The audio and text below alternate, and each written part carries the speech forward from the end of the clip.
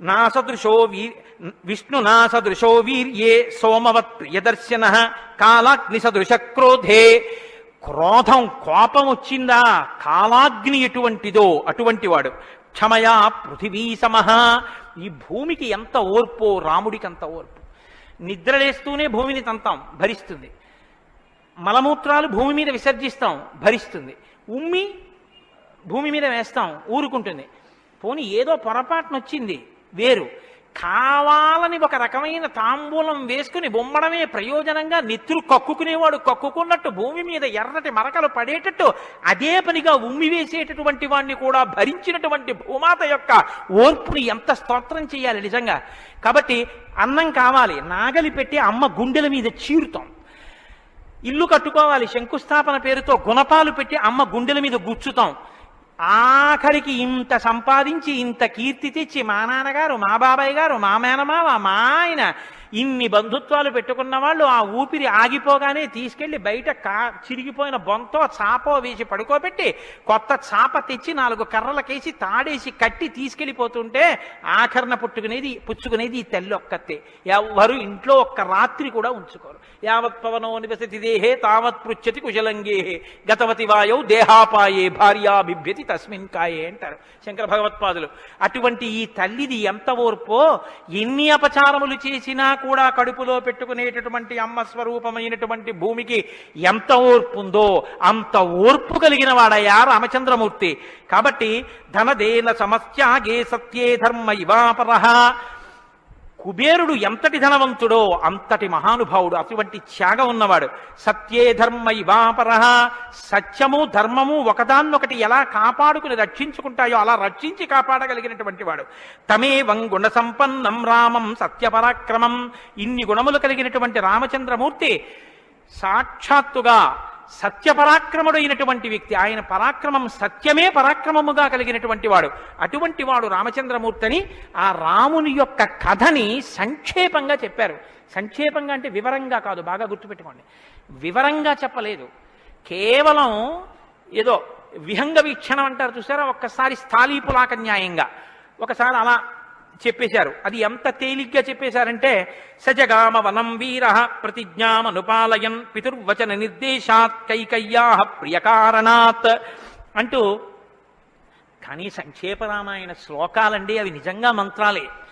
దశరథ మహారాజు గారు లేక లేక లేక లేక సంతానం కలగలేదని బెంగపెట్టుకుని అశ్వమేధయాగం చేసి తత్పాపాన్ని పోగొట్టుకుని పుత్రకామేష్టి చేస్తే యజ్ఞపురుషుడు ఆవిర్భవించి ప్రసాదాన్నిస్తే ఆ పాయసాన్ని అనురూపలైనటువంటి తన భార్యలు స్వీకరిస్తే పెద్ద భార్య అయినటువంటి కౌసల్యాదేవి యొక్క గర్భాన్ని జనించినటువంటి సాక్షాత్తు విష్ణుస్వరూపుడైన ధర్మాత్ముడైన రామచంద్రమూర్తి పినతల్లి అయిన కైకమ్మ 14 సంవత్సరములు అరణ్యవాసం చేసి రాజ్యాభిషేకాన్ని విడిచిపెట్టుకోవాలి రామచంద్రమూర్తిని 2 వరములు రాత్రికి రాత్రి దశరథ మహారాజు గారిని అడ్డుపెట్టి నిగ్రహిస్తే తండ్రిని సత్యవాక్యమునందు నిలబెట్టడం కోసమని రామచంద్రమూర్తి రాజ్యాన్ని పరిత్యజించి నారవస్త్రాలు కట్టుకుని చెప్పులు కూడా విడిచిపెట్టి మహానుభావుడు అరణ్యానికి బయలుదేరి వెళ్ళిపోతున్నారు. ఆ వెళ్ళిపోతున్నటువంటి సమయంలో రామశ్చ దయితా భార్య నిత్యం ప్రాణ సమాహిత జనకస్య కులే జాతా దేవమాయేవ నిర్మిత సర్వలక్షణ సంపన్నా నారీణాం ఉత్తమావధ సీతాప్యనుగత రామం శిశిలం రోహిణీ యథా. సాక్షాత్తుగా దేవమాయయే లోకంలో ఉన్న సౌందర్యమంతా రాశీభూతమై ఒక స్త్రీ రూపంలో వచ్చిందా అన్నంతగా కనపడేటటువంటి సీతమ్మ తల్లి, జనక మహారాజు గారి యొక్క పుత్రి, అయోనిజ అయినటువంటి తల్లి, స్త్రీలలో ఉత్తమమైనటువంటి రత్నంగా చెప్పబడినటువంటి తల్లి, సర్వలక్షణ సంపన్న అయినటువంటి సీతమ్మ చంద్రుణ్ణి రోహిణి ఎలా అనుసరిస్తుందో అలా కష్టసుఖాల్లో నీతో కలిసి ఉంటాను తప్ప నేను అంతఃపురంలో ఉండను అని చెప్పి రామచంద్రమూర్తితో కలిసి అరణ్యవాసానికి బయలుదేరింది. సోదరుడైనటువంటి లక్ష్మణుడు కూడా రామచంద్రమూర్తితో బయలుదేరాడు. ముగ్గురు అరణ్యవాసం చేస్తున్నటువంటి సమయంలో చిత్రకూట పర్వతం మీద ఉండగా తనకి రాజ్యం కావాలని భరతుడు కోరకపోయినా తల్లి వరం చేత రాజ్యాన్ని పొందడానికి అర్హుడైన భరతుడు మేనమామ గారి ఇంటి నుంచి తిరిగి వచ్చేసరికి దశరథ మహారాజు గారు ప్రాణాలు విడిచిపెడితే నాకు ఈ రాజ్యం వద్దని భరతుడు శత్రుఘ్నుడితో వశిష్ఠుడితో తల్లులతో కలిసి చిత్రకూట పర్వతం దగ్గరికి వెళ్ళి అన్నా రామా నాకొద్దు, ఈ రాజ్యం నువ్వే తీసేసుకోమని ఎంత నిగ్రహించినా ధర్మాత్ముడు సత్యవాక్య పరిపాలకుడైనటువంటి రామచంద్రమూర్తి నా తండ్రిని లో నిలబెట్టడం కోసం నేను ఈ వనవాసానికి వచ్చాను తప్ప నాకు ఈ రాజ్యం అక్కర్లేదని స్వీకరించడం మానేసి తన పాదుకలను తీసుకెళ్లి భరతుడికి ఇస్తే భరతుడు పాదుకలను పట్టుకుని నందిగ్రామానికి వచ్చి సింహాసనం మీద పెట్టి రాజ్యం చేస్తుంటే మహానుభావుడు చిత్రకూట పర్వతం మీదే ఉన్నట్టయితే వచ్చినటువంటి తల్లులు సోదరులైనటువంటి భరత శత్రుఘ్నులు జ్ఞాపకానికి వస్తారని చిత్రకూటాన్ని విడిచిపెట్టి దండకారణ్యంలో ప్రవేశించి ఉన్నటువంటి సమయంలో అక్కడ ఉన్నటువంటి రాక్షసులలో ఒకటి అయినటువంటి శూర్పణక వచ్చి రామచంద్రమూర్తి యొక్క తమ్ముడైన లక్ష్మణుడు లేదా సంక్షేప రామాయణం ప్రకారం రాముడంటే లక్ష్మణుడు చేసిన పని రాముడు చేసినట్టే. అందుకని రాముడి చేత ముకుచెవులు కోయబడితే ఆ శూర్పణక చేత ప్రేరేపింపబడిన కరదూషణాదులు త్రిశిరస్సు అనేటటువంటి 14,000 మంది రాక్షసులు రాముడి మీద దండెత్తి వస్తే తృణప్రాయంగా 14,000 మందిని నిగ్రహించినటువంటి రామచంద్రమూర్తి యొక్క పరాక్రమాన్ని శూర్పణక వల్ల తెలుసుకున్నటువంటి రావణాసురుడు అసూయతో సీతమ్మ తల్లి మీద మోహంతో సీతమ్మ తల్లిని అపహరించి తీసుకుని వెళ్ళిపోతే ఆగ్రహించినటువంటి రామచంద్రమూర్తి శబరిని దర్శనం చేసి తర్వాతి కాలంలో సుగ్రీవుడితో స్నేహం చేసి వారిని నిగ్రహించి దశ దిశలకి వానరుల్ని పంపిస్తే దక్షిణ దిక్కుకు వెళ్ళినటువంటి హనుమ సీతమ్మ తల్లి యొక్క జాడ కనిపెట్టి 100 యోజనముల సముద్రాన్ని దాటి ఈవలి ఒడ్డుకు వచ్చి రామచంద్రమూర్తికి సీతమ్మ క్షేమవార్త చెప్తే రామచంద్రమూర్తి నీలుని యొక్క సహకారంతో సముద్రానికి సేతువు కట్టి సముద్రాన్ని దాటి ఆవలి ఒడ్డుకు వెళ్లి లంకారాజ్యంలో వానర సహకారంతో రావణ కుంభకర్ణాది వీరులను నిగ్రహించి తిరిగి మళ్ళీ అయోధ్యా పట్టణానికి వచ్చి పట్టాభిషిక్తుడై 11,000 సంవత్సరములు ఈ రాజ్యాన్ని పరిపాలన చేసి రామరాజ్యం ఇలా ఉంటుంది అని చెప్పి లోకానికి చాటి చెప్పిన వాడయ్యా రామచంద్రమూర్తి అంటే సంక్షేప రామాయణాన్ని కథారూపంగా శ్లోకరూపంగా నారద మహర్షి వాల్మీకి మహర్షిగా ఉపదేశం చేశారు. ఉపదేశం చేస్తే సంతోషించారు. ఆ రామరాజ్యం యొక్క గొప్పతనాన్ని 4 శ్లోకాలు వినకపోతే మనం దోషం చేసిన వాళ్ళం అవుతాం. ప్రహృష్టముదితో లోకస్తుష్ట పుష్ట సుధార్మిక నిరామయో హ్యరోగస్యా దుర్భిక్ష భయవర్జిత న పుత్రమరణం కించిత్ ద్రక్షంతి పురుషః క్వచిత్ నార్యాశ్చా విధమా నిత్యం భవిష్యంతి పతివ్రతాః న చాగ్నిభయం కించిత్ ఆప్సుమజ్జంతి జంతవః న మాతజం భయం కించిత్ నాపి జ్వరకృతం తథా న చాపి క్షుద్భయం తత్ర న తస్కర భయం తథా నగరాణి చ రాష్ట్రాణి ధనధాన్యయుతాని చ నిత్యం ప్రముదితాః సర్వే యథా కృతయుగే తథా అశ్వమేధశతైర్రిష్టా తథా బహుసువర్ణకైః. రామచంద్రమూర్తి రాజ్యం చేసేటటువంటి కాలంలో కొడుకులు మరణిస్తే పెద్దవాళ్ళైనటువంటి వాళ్ళు పిల్లలకి ప్రేతకార్యం చేయడం అన్నది లేదు. స్త్రీలు విధవలై భర్త మరణిస్తే జీవించవలసినటువంటి దౌర్భాగ్యం లేదు. అందరూ పసుపు కుంకాలతో భర్త చేతుల మీద వెళ్ళిపోయేవారు. ఎక్కడ అగ్నిభయం ఉండేది కాదు. జంతువులు నీళ్లలో మునిగి మరణించడం అనేటటువంటిది ఉండేది కాదు. వాత భయం కానీ, అనారోగ్యాలు కానీ, జ్వరాలు ఏర్పడడం కానీ, భయంకరమైన వ్యాధులు పటమరించడం కానీ, దొంగతనం కానీ, క్షుద్బాధ కానీ, ఆకలితో అలమటించడం కానీ, అశాంతి కానీ లోకంలో ఎక్కడా లేవు. అశ్వమేధాది యాగములను చేసి ఎంతో మంది బ్రాహ్మణులకి బంగారాన్ని దానం చేశాడు. గవాం కోట్యయుతం దత్వా బ్రహ్మలోకం ప్రయాస్యతి అసంఖ్యేయం ధనం దత్వా బ్రాహ్మణేభ్యో మహాయశాః. కొన్ని కోట్ల గోవులు దానం చేశాడు. కొన్ని కోట్ల బంగారు నాణెములు దానం చేశాడు. 10 వర్ష సహస్రాణి 10 వర్ష శతాని చ రామో రాజ్యముపాసిత్వా బ్రహ్మలోకం గమిష్యతి. రామో రాజ్యముపాసిత్వ, రాజ్యాన్ని ఉపాసన చేశాడు మహానుభావుడు. అంత గొప్ప పరిపాలన చేసి 11,000 సంవత్సరముల పరిపాలన తర్వాత బ్రహ్మలోకాన్ని చేరుకున్నాడు. ఇదం పవిత్రం పాపఘ్నం పుణ్యం వేదైశ్చ సంవితం. ఈ రామాయణ కథ ఉన్నదే, ఈ రామాయణ కథ పాపములన్నిటినీ పోగొడుతుంది. ఇది వేదములతో సమానమైనది. యప్పటే రామచరితం సర్వపాపై ప్రముచ్యతే. ఎవరు ఈ రామ కథని వింటున్నారో వాళ్ళకి సర్వ పాపములు తొలగిపోతాయి. సత్యం సత్యం పునఃసత్యం, ఇందులో అనుమానమేమీ లేదు. ఏతదాఖ్యానమాజుష్యం పఠన్ రామాయణం నరః. ఎవరు ఈ రామాయణాన్ని చదువుకుంటున్నారో వింటున్నారో వాళ్ళకి ఆయుష్యం నిలబడుతుంది, అపమృత్యు దోషం తొలగిపోతుంది. సపుత్ర పౌత్ర సగణః ప్రేత్య స్వర్గే మహీయతే. పుత్రుల్ని, కొడుకుల్ని, మనవల్ని చూసిన తర్వాత 3 తరాలు చూసిన తర్వాత సంతోషంతో సుఖశాంతులతో ఇహమనందు జీవించి ఆఖర్ర తేలికగా శరీరం నుంచి ప్రాణం విడిపోయి జీవుడు సంతోషంగా భగవన్నామని చెప్తూ స్వర్గలోకాన్ని చేరుకుంటాడు. ఇంతటి గొప్ప అనుభూతిని, ఐశ్వర్యాన్ని అనుగ్రహించగలిగినటువంటి శక్తి కలిగినటువంటిది రామాయణం.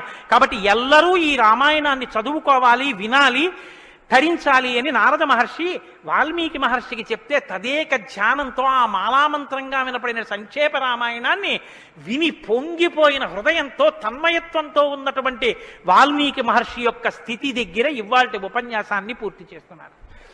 రేపటి రోజున అసలు ఎలా ఆవిర్భవించిందో, తన్మయత్వంలో ఉన్న వాల్మీకి మహర్షి ఎలా బయలుదేరారో, రామాయణం ఎలా వచ్చిందో, ఏం జరిగిందో ఆ విషయాన్ని మీకు మనవి చేసి రామాయణ కథా ప్రారంభం చేసే అనుగ్రహాన్ని రామచంద్ర ప్రభు నాకు కృపచేయుగాక. రేపు ఖచ్చితంగా 6:30 కథా ప్రారంభం అయిపోతుంది. లేకపోతే 7 రోజుల్లో బాలకాండ పూర్తి కాదు. కాబట్టి మంగళాశాసనపరై మదాచార్య పురోగమై సర్వైశ్చ పూర్వైరాచార్యై సత్కృతాయాస్తు మంగళం. మంగళం కోసలేంద్రాయ మహనీయ గుణాత్మనే చక్రవర్తి తనూజాయ సర్వభౌమాయ మంగళం. ఉమాకాంతాయ కాంతాయ కామితార్థప్రదాయినే శ్రీగిరీశాయ దేవాయ మలినాథాయ మంగళం. కరచరణకృతం వా కర్మవాక్కాయజం వా శ్రవణనైనజం వా మానసం వా పరాధం విహితం వా సర్వమేత్తక్షమస్వ. శివ శివ కరుణాబ్ధే శ్రీ మహాదేవ శంభో. సర్వం శ్రీ ఉమామహేశ్వర పరబ్రహ్మార్పణమస్తు. స్వస్తి. అయ్యా దయచేసి ఏమండి అందరూ ఒక్క నిమిషం కూర్చోండి. కలియుగంలో అత్యంత పవిత్రమైంది అని కదా నేను మీతో మనవి చేశాను రామనామం గురించి. శ్రీరామాయణం వినడం ఒక మహద్భాగ్యం. నన్ను నమ్మండి, నేను చెప్తున్నానని నేను చెప్పట్లేదు. జీవితంలో రామాయణం వినడం అనేటటువంటిది కొన్ని కోట్ల కోట్ల కోట్ల జన్మల తర్వాత లభించేటటువంటి అదృష్టం. అందున సంపూర్ణ రామాయణం బాలకాండ నుంచి పట్టాభిషేకం వరకు ఏకబిగిన మండల కాలం రామాయణం వినడం అనేటటువంటిది సంభవం అయ్యేటటువంటి విషయం కాదు. అది కేవలం పూర్వపుణ్యం రామానుగ్రహం ఉంటేనే సాధ్యమయ్యేటటువంటి విషయం. అటువంటి రామ కథ విన్న తరువాత మనం కేవలం లేచి వెళ్ళిపోవడం వల్ల ప్రయోజనం కన్నా రామనామాన్ని చెప్పి వెడితే చాలా బాగుంటుంది. రామనామం కేవలం రామ అనడం కన్నా పెద్దలు మనకు ఒక మార్గాన్ని ఇచ్చారు. రామ రామ రామ అని 3 మాటలంటే ఆ రోజున వాళ్ళు విష్ణు సహస్రం చెప్పిన ఫలితం. అది ఇంట్లో అంటేనే అంత ఫలితం ఇస్తే ఒక దేవాలయ ప్రాంగణంలో, అది జగద్గురు పీఠ ప్రాంగణంలో ఎంత శక్తివంతం ఆలోచించండి. అందుకే రామ రామ రామ 1000 ఎలా అవుతుందని మీకు అనుమానం ఉండొచ్చు. అక్షరాల్ని అంకెల్లోకి మార్చే సంప్రదాయం ఉంది. 2 మా 5 రామ రామ రామ అంటే 2 5 2 × 5 × 2 × 5 × 2 × 5 2 5 10 10 2 20 20 100 100 200 205 1000 సహస్రనామ తత్తుల్యం రామనామ వరాననే.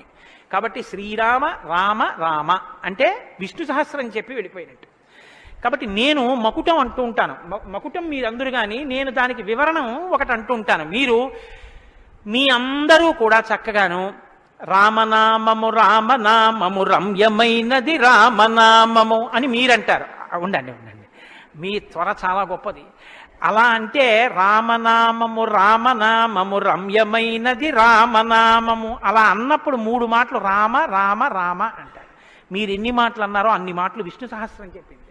పైగా మీరు ఒకటి గుర్తు పెట్టుకోండి, నేను పూర్తి విశ్వాసంతో చెప్తున్నాను. వ్యక్తిగత అనుభవాలు వేదికల మీద చెప్పడం నాకు ఇష్టం ఉండదు.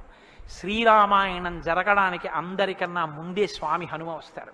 అందుకే రామాయణం చెప్పేటప్పుడు హనుమ కోసం ఒక ఆసనం వేస్తారు. ప్రచ్ఛన్న రూపంలో వచ్చి కూర్చుంటారు. అదిగో ఆ ఆసనం, అది రామచంద్రమూర్తి పాదాల దగ్గర ఖాళీగా ఉంచిన ఆసనం ఎవరికంటే హనుమ కొరకు. దాని మీద వారు కూర్చుంటారు. అందుకే పుష్పాలంకారంతో శోభింపచేస్తారు. ఆయనకి ఆ పూలహారం వేశాను. రామనామం చెప్తుంటే ఆయన ఇలా చూస్తూ ఎవరా రామనామం చెప్తున్నారో పొంగిపోతారట. రాముడు హనుమ ప్రీతి పొందేస్తారు. ఎంత అసలు సీతమ్మ పరవశించిపోతుంది. నేను మీకు ఇప్పుడే చెప్పాను, వాక్కు ఉన్నది ఒక్క మనుష్య జన్మకి. అది మన భాగ్య విశేషం చెప్పగలగడం. రోజు అలా అని మీతో నేనేం గంట సేపు చెప్పించను. ఒక్క 11 పర్యాయాలు అందులో నాకు ఏది అనిపించాలనిపిస్తే అవి అనిపిస్తూ ఉంటాను. నేను వివరణతో కూడిన మాట అంటాను, మీరు రామనామము రామనామము రమ్యమైనది రామనామము. నేను గొప్పకి చెప్పట్లేదు, మీతో మాట మనవి చేస్తా. నేను అయ్యప్ప స్వామి దేవాలయంలో సంపూర్ణ రామాయణ ప్రవచనం చేసిన రోజుల్లో ఇది అనిపించేవాళ్ళం. రామాయణం అయిపోయిన తర్వాత రామాయణం సీడీలు ప్రపంచవ్యాప్తంగా అన్ని దేశాలకి వెళ్ళాయి. అయితే అమెరికా నుంచి నాకు ఫోన్లు వచ్చాయి, గురుగారు ఒక్కసారి వినండి అని.